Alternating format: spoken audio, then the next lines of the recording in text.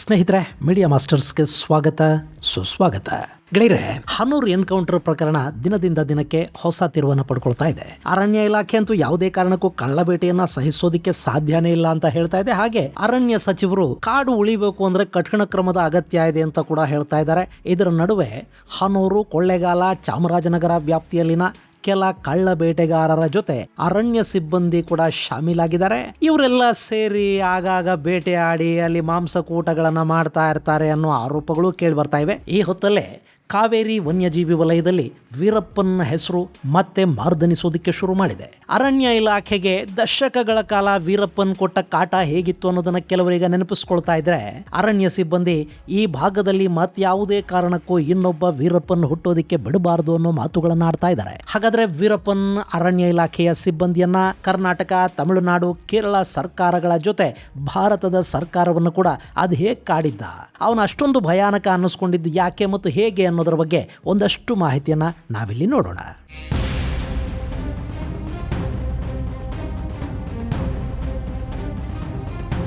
ಗೆಳೆಯರೆ, ಅದು 1962ರ ಸಮಯ.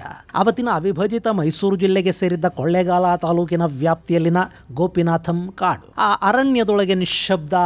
ಅಲ್ಲೊಂದಷ್ಟು ಜನ ಬೇಟೆಗಾರರು. ಅವರಿರೋ ಕಡೆ ಒಂದು ದೊಡ್ಡ ಸಲಗ. ನೋಡ್ತಿದ್ದ ಹಾಗೆ ಅದು ಅವರ ಹತ್ತಿರಕ್ಕೆ ಬಂದೇ ಬಿಡ್ತು.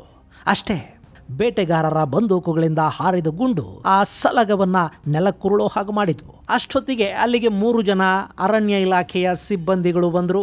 ಆ ಬೇಟೆಗಾರರ ತಂಡ ಅವರನ್ನ ಸೆರೆ ಹಿಡಿತು. ಆ ಬಳಿಕ ಅವರನ್ನು ಕೂಡ ಅದೇ ಕಾಡಲ್ಲಿ ಕೊಂದು ಹಾಕಲಾಯಿತು. ಅವತ್ತು ಅಷ್ಟೂ ಘಟನೆಗೆ ಹುಡುಗನೊಬ್ಬ ಸಾಕ್ಷಿಯಾಗಿದ್ದ. ಅವನಿಗಾಗ 10 ವರ್ಷ ವಯಸ್ಸು. ಅವನವತ್ತು ತನ್ನ ಮೆಂಟರ್ ಹಾಗೂ ಸಂಬಂಧಿ ಕೂಡ ಆಗಿದ್ದ ಸೆವಿ ಗೌಂಡರ ಜೊತೆ ಆ ಕಾಡಿಗೆ ಬಂದಿದ್ದ.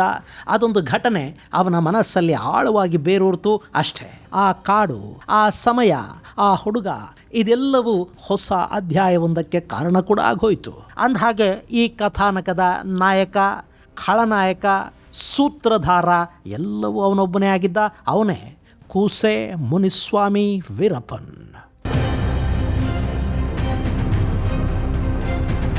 ದಂತಚೋರ, ಕಾಡುಗಳ್ಳ ಅನ್ನೋ ಖ್ಯಾತಿಯನ್ನು ಪಡ್ಕೊಂಡಿದ್ದ ವೀರಪ್ಪನ್ ಕಾಡೊಳಗೆ ಕಗ್ಗತ್ತಲ ಪ್ರಪಂಚಕ್ಕೆ ಅಡಿ ಇಟ್ಟಿದ್ದು ಹೀಗೆ.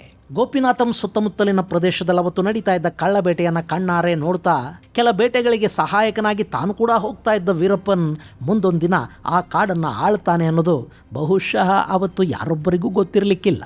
ವೀರಪ್ಪನ್ 16-17ನೇ ವಯಸ್ಸಿಗಾಗಲೇ ಕಳ್ಳ ಬೇಟೆಗಾರರ ಜೊತೆ ಸೇರಿಬಿಟ್ಟಿದ್ದ.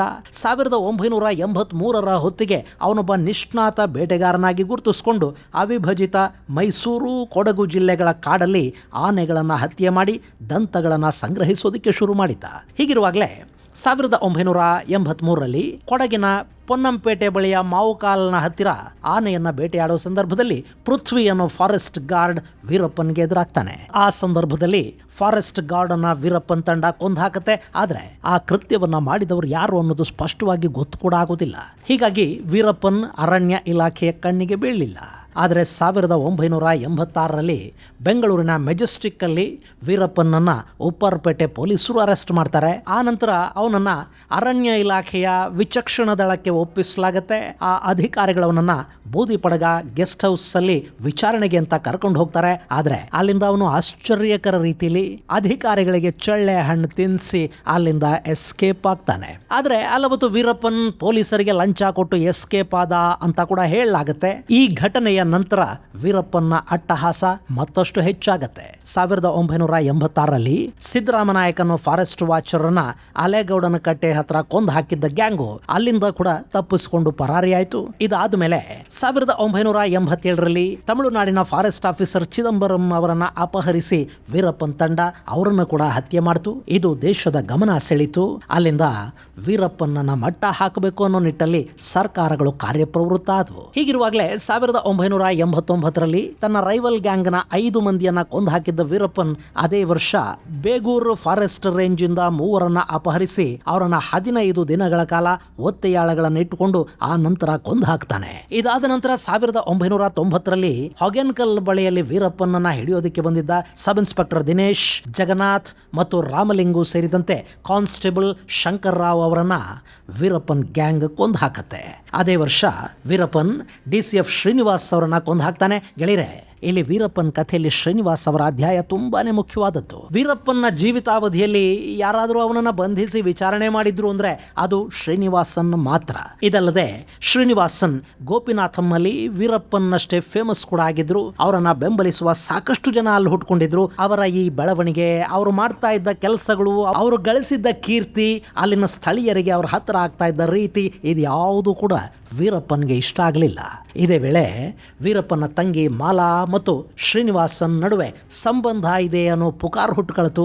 ಇದೇ ಕಾರಣವನ್ನ ಕೊಟ್ಟ ವೀರಪ್ಪನ್ ಶ್ರೀನಿವಾಸನ್ ಅವರನ್ನ ಕೊಂದು ಹಾಕ್ತಾನೆ. ಶ್ರೀನಿವಾಸನ್ ಅವರ ತಲೆಯನ್ನ ತಗೊಂಡು ಹೋಗಿದ್ದ ವೀರಪ್ಪನ್ ಅದನ್ನ ಕಾಡಲ್ಲೆಲ್ಲೋ ಇಟ್ಟಿದ್ದ. ಅದು 3 ವರ್ಷಗಳ ನಂತರ ಪೊಲೀಸರಿಗೆ ಸಿಕ್ಕಿದ್ದು ಅತಿ ಭಯಾನಕ ಅಧ್ಯಾಯ ಅನ್ನಿಸ್ಕೊಳ್ತು.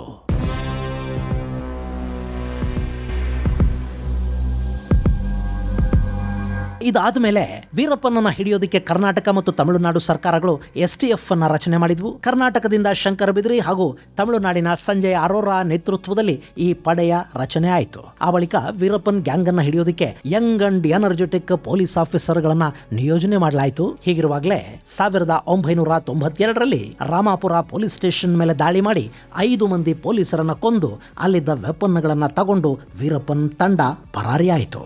ಈ ಸಂದರ್ಭದಲ್ಲಿ ವೀರಪ್ಪನ್ ಗ್ಯಾಂಗ್ನ 2 ಸಾವನ್ನಪ್ಪಿದ್ರು. ಈ ಘಟನೆಯ ನಂತರ sub inspector Shakeel Ahmed Veerappan gang ಮೇಲೆ ಮುರ್ಕೊಂಡು ಬಿದ್ರು. STFನ SP ಹರಿಕೃಷ್ಣ ಹಾಗೂ ಶಕೀಲ್ ಅಹ್ಮದ್ ತಂಡ ವೀರಪ್ಪನ್ನ ನಂಬಿಕಸ್ಥ ಅಂತಲೇ ಗುರುತಿಸಿಕೊಂಡಿದ್ದ ಗುರುನಾಥನ್ ಅವನನ್ನ ಹಿಡಿದು ಹೊಡೆದು ಹಾಕತ್ತೆ. ಇದಕ್ಕೆ ಪ್ರತಿಯಾಗಿ ವೀರಪ್ಪನ್ ಮಿನ್ಯಾಮ್ನ ಬಳಿ ಆಂಬುಷ್ ಮಾಡಿ SP Harikrishna, sub inspector Shakeel Ahmed ಸೇರಿದ ಹಾಗೆ ಬೆನಗೊಂಡ, CM ಕಾಳಪ್ಪ, MP ಅಪ್ಪಚ್ಚು ಹಾಗೂ ಸುಂದರ್ ಅನ್ನೋ ಕಾನ್ಸ್ಟೇಬಲ್ಸ್ ಅನ್ನ ಕೂಡ ಕೊಂದು ಹಾಕ್ತಾನೆ. ಇದು ಅವನು ನಡೆಸಿದ ಅತಿದೊಡ್ಡ ಹತ್ಯಾಕಾಂಡ ಅನ್ನಿಸ್ಕೊಳ್ಳುತ್ತೆ. ಈ ಹೊತ್ತಲ್ಲೇ ತಮಿಳುನಾಡಿಂದ ರಾಂಬೋ ಗೋಪಾಲಕೃಷ್ಣ ಅವರನ್ನ ವೀರಪ್ಪನ್ನ ಹಿಡಿಯೋದಕ್ಕೆ ಅಂತ ನೇಮಕ ಮಾಡಲಾಯಿತು. ಅಲ್ಲಿ ಗೋಪಾಲಕೃಷ್ಣ ಅವರ ತಂಡದಿಂದ ವೀರಪ್ಪನ್ ಸ್ವಲ್ಪದರಲ್ಲಿ ಮಿಸ್ ಆದ. ಅಷ್ಟೊತ್ತಿಗೆ ವೀರಪ್ಪನನ್ನ ಹಿಡಿಯೋದಕ್ಕೆ BSF ಅನ್ನ ಕೂಡ ಕಾಡಲ್ಲಿ ಇಳಿಸಲಾಗಿತ್ತು. ಆದರೆ ಕಾಡುಗಳಲ್ಲಿ ವೀರಪ್ಪನನ್ನ ಹಿಡಿಯೋದು ಸುಲಭದ ಕೆಲಸ ಅಂತೂ ಆಗಿರಲಿಲ್ಲ. ಕಾಡುಗಳು ಅವನಿಗೆ ಅಂಗೈ ಗೆರೆಗಳಷ್ಟೇ ಪರಿಚಯ ಇದ್ವು. BSFನ ತಂತ್ರಗಳು ಕಾಡಲ್ಲಿ ವರ್ಕ್ ಆಗಲಿಲ್ಲ.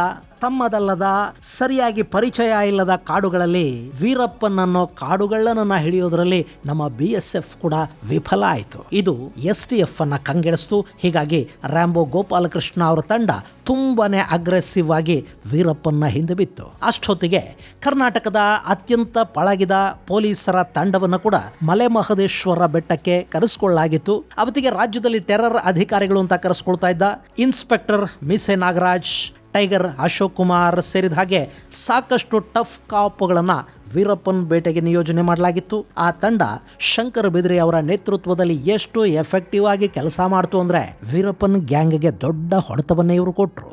ಅಷ್ಟರಲ್ಲಿ ವೀರಪ್ಪನಿಂದ ಅತ್ಯಂತ ಗಂಭೀರ ಮತ್ತು ಅತಿ ದೊಡ್ಡ ಬ್ಲಾಸ್ಟ್ ಒಂದು ಸಂಭವಿಸಿತು. ಅದೇ ಪಾಲಾರ್ ಬ್ಲಾಸ್ಟ್.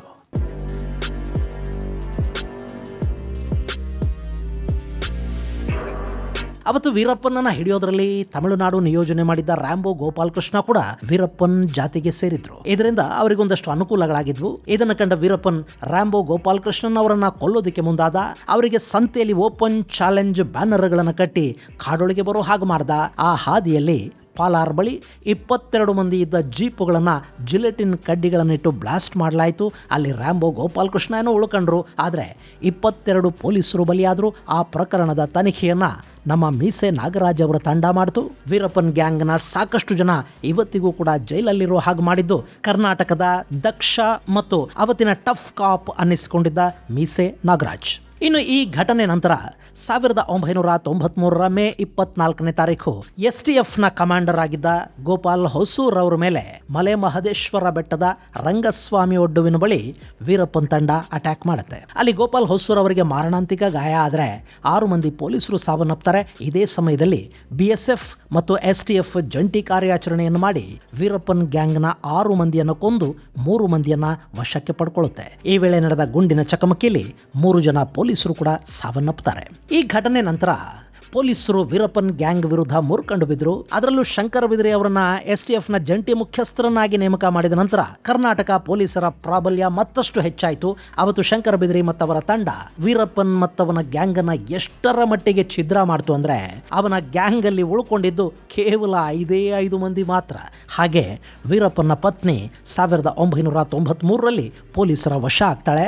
ಈ ಘಟನೆಯ ನಂತರ ವೀರಪ್ಪನ್ ಅರಣ್ಯಾಧಿಕಾರಿಗಳು ಮತ್ತು ಪೊಲೀಸ್ ಅಧಿಕಾರಿಗಳನ್ನ ಅಪಹರಣ ಮಾಡೋದಕ್ಕೆ ನಿಂತ, ಕ್ವಾರಿ ಮಾಲಕರಿಂದ ಹಣ ವಸೂಲಿ ಮಾಡೋದಕ್ಕೆ ಶುರು ಮಾಡ್ದ, ತನ್ನ ತಂಡವನ್ನ ಹೆಚ್ಚು ಮಾಡ್ಕೊಳ್ಳೋದಕ್ಕೆ ಶತ ಪ್ರಯತ್ನವನ್ನು ಮಾಡ್ದ. 1996ರ ಹೊತ್ತಿಗೆ 19 ಮಂದಿ ಪೊಲೀಸರನ್ನ ಕೊಂದು ಹಾಕಿದ ವೀರಪ್ಪನ್ ತನ್ನ ತಮ್ಮ ಅರ್ಜುನನ ಸಾವಿಗೆ ಪ್ರತೀಕಾರವಾಗಿ ಈ ಕೃತ್ಯವನ್ನ ಮಾಡಿದ್ದಾಗಿ ಹೇಳ್ಕಂಡ. ಇನ್ನು 1997ರಲ್ಲಿ ತನ್ನದೇ ಗ್ಯಾಂಗ್ ಅಲ್ಲಿದ್ದ, ಮುಂದಿನ ವೀರಪ್ಪನ್ ನಾನೇ ಅಂತ ಹೇಳ್ಕೊಳ್ತಾ ಇದ್ದ ಬೇಬಿ ವೀರಪ್ಪನ್ ನನ್ನ ಕೂಸೆ ಮುನಿಸ್ವಾಮಿ ಮುಗಿಸಿಬಿಟ್ಟ. 1997ರಲ್ಲಿ ಕೃಪಾಕರ್ ಮತ್ತು ಸೇನಾನಿ ಅವರ ಅಪಹರಣ ಆಯಿತು. ಆ ಬಳಿಕ ವೀರಪ್ಪನ್ ಹೆಚ್ಚು ಸುದ್ದಿಯಾಗಿದ್ದು 2000ನೇ ಇಸ್ವಿಲಿ. ಆ ವರ್ಷ ಭೀಮನ ಅಮಾವಾಸ್ಯೆಯ ದಿನ ದೊಡ್ಡ ಗಾಜನೂರಿಗೆ ಭೇಟಿ ಕೊಟ್ಟಿದ್ದ ಡಾಕ್ಟರ್ ರಾಜ್ಕುಮಾರ್ ಅವರನ್ನ ವೀರಪ್ಪನ್ ಅಪಹರಣ ಮಾಡ್ತಾನೆ. ಅಲ್ಲಿಂದ 108 ದಿನಗಳ ಕಾಲ ತನ್ನ ಜೊತೆಯಲ್ಲಿ ರಾಜ್ಕುಮಾರ್ ಅವರನ್ನ ಇಟ್ಕೊಂಡಿದ್ದ ವೀರಪ್ಪನ್ ಹಲವಾರು ಸಂಧಾನಗಳ ಬಳಿಕ ಅವರನ್ನ ಬಿಡುಗಡೆ ಮಾಡ್ದ. ಇದು ಕೂಡ ವೀರಪ್ಪನ್ ಕಥೆಯ ದೊಡ್ಡ ಅಧ್ಯಾಯನೇ. ಇನ್ನು 2002ರಲ್ಲಿ ವೀರಪ್ಪನ್ ಮಾಡಿಕೊಂಡ ಅದೊಂದು ತಪ್ಪು ಅವನನ್ನ ಸೋಲಿನ ಪ್ರಪಾತಕ್ಕೆ ತಳ್ಳಿಬಿಡ್ತು. ಅವತ್ತು ವೀರಪ್ಪನ ತಂಡ ಕರ್ನಾಟಕದ ಮಾಜಿ ಸಚಿವ ಮತ್ತು ಹನೂರಿನ ಶಾಸಕ H. ನಾಗಪ್ಪ ಅವರನ್ನ ಅಪಹರಿಸಿಬಿಡ್ತು. ನಾಗಪ್ಪ ಜನಾನುರಾಗಿ ನಾಯಕರಾಗಿದ್ರು. ಹೀಗಾಗಿ ಅವರ ಅಭಿಮಾನಿಗಳೆಲ್ಲ ವೀರಪ್ಪನ್ ವಿರುದ್ಧ ಮುನಿದು ಕೂತ್ರು.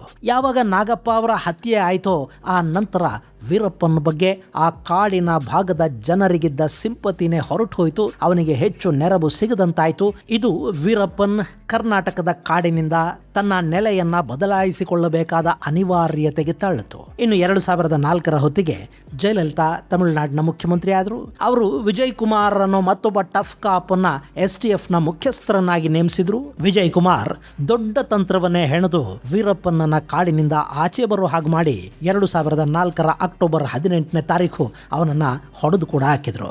ಅಲ್ಲಿಗೆ ವೀರಪ್ಪನ ಅಧ್ಯಾಯ ಮುಗಿದು ಹೋಯಿತು.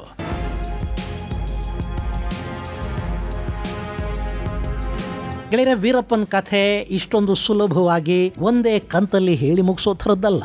ನಾನಿಲ್ಲಿ ಹೇಳಿರೋ ಪ್ರತಿಯೊಂದು ಘಟನೆಯ ಹಿಂದೆ ಕೂಡ ಸಾಕಷ್ಟು ಕಥೆಗಳಿವೆ. ಒಂದೊಂದು ಘಟನೆ ಕೂಡ ಅತ್ಯಂತ ರೋಚಕ ಅಧ್ಯಾಯ ಅನ್ನಿಸ್ಕೊಳ್ಳುತ್ತೆ.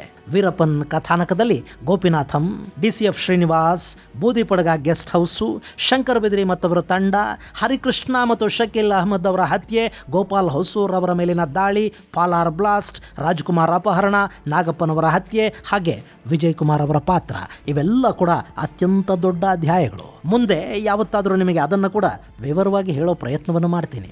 ಇಲ್ಲಿ ವೀರಪ್ಪನ್ ಮತ್ತವನ ತಂಡ ಅಸಂಖ್ಯಾತ ಗಂಧದ ಮರಗಳನ್ನು ಕಡಿದಿದೆ. 500ಕ್ಕೂ ಹೆಚ್ಚು ಆನೆಗಳು ವೀರಪ್ಪನ್ ತಂಡದ ಗುಂಡಿಗೆ ಬಲಿಯಾಗಿವೆ ಅಂತ ಹೇಳ್ತಾರಾದರೂ ಆ ಸಂಖ್ಯೆ 2000 ದಾಟುತ್ತೆ ಅನ್ನೋ ಮಾತುಗಳು ಕೇಳಿಬರುತ್ತವೆ. ಹಾಗೆ ವೀರಪ್ಪನಿಂದ 184 ಮಂದಿ ಅರಣ್ಯಾಧಿಕಾರಿಗಳು, ಸಿಬ್ಬಂದಿ, ಪೊಲೀಸರು ಹಾಗೂ ನಾಗರಿಕರು ಸಾವನ್ನಪ್ಪಿದ್ದಾರೆ ಅನ್ನೋ ಲೆಕ್ಕ ಇದೆ. ಅವನನ್ನು ಹಿಡಿಯೋದಕ್ಕೆ ಕರ್ನಾಟಕ ಮತ್ತು ತಮಿಳುನಾಡು ಸರ್ಕಾರಗಳು 780 ಕೋಟಿಗೂ ಹೆಚ್ಚು ಹಣವನ್ನು ಖರ್ಚು ಮಾಡಿವೆ ಅನ್ನೋ ಅಂದಾಜಿದೆ. ಬಹುಶಃ ಅವತ್ತಿಗೆ ಇಷ್ಟೇ ಹಣವನ್ನು ಅವನಿಗೆ ಕೊಟ್ಟು ಬಿಟ್ಟಿದ್ರೆ ಅವನೇ ಕಾಡನ್ನು ಬಿಟ್ಟು ಬೇರೆಲ್ಲಾದರೂ ಹೋಗಿ ನೆಲೆಸಿ ಬಿಡ್ತಾ ಇದ್ನೋ ಏನೋ. ಇನ್ನವನ ತಲೆಗೆ 52 ಕೋಟಿ ರೂಪಾಯಿಗಳಷ್ಟು ರಿವಾರ್ಡ್ ಅನ್ನು ಕೊಡಲಾಗಿತ್ತಂತೆ. ಒಟ್ಟಲ್ಲಿ ವೀರಪ್ಪನ್ ಅನ್ನೋ ಕಳ್ಳ ಬೇಟೆಗಾರ 36 ವರ್ಷಗಳ ಕಾಲ 3 ರಾಜ್ಯಗಳನ್ನು ಕಾಡಿದ್ದಿದೆಯಲ್ಲ, ಅದು ಮಾತ್ರ ಒಂದು ಭಯಾನಕ ಅಧ್ಯಾಯವೇ ಸರಿ. ಹೀಗಾಗಿನೇ ಅರಣ್ಯ ಇಲಾಖೆ ಮುಂದೆ ಕೂಡ ಮತ್ತೊಬ್ಬ ವೀರಪ್ಪನ್ ಹುಟ್ಟೋದಕ್ಕೆ ಬಿಡೋದಿಲ್ಲ, ಬಿಡಬಾರ್ದು ಅಂತ ಹಲವಾರು ಕಟ್ಟುನಿಟ್ಟಿನ ಕ್ರಮಗಳನ್ನು ಕೈಗೊಳ್ತಾ ಇದೆ. ಇದು ಗೆಳೆಯರೆ ಕೂಸೆ ಮುನಿಸ್ವಾಮಿ ವೀರಪ್ಪನ್ ಕುರಿತಾದ ಸಂಕ್ಷಿಪ್ತ ಮಾಹಿತಿ. ಮುಂದಿನ ಸಂಚಿಕೆಯಲ್ಲಿ ಮತ್ತಷ್ಟು ವಿಶೇಷಗಳ ಜೊತೆ ಮತ್ತೆ ಭೇಟಿಯಾಗೋಣ. ಅಲ್ಲಿವರೆಗೆ ಜೈ ಹಿಂದ್, ಜೈ ಕರ್ನಾಟಕ.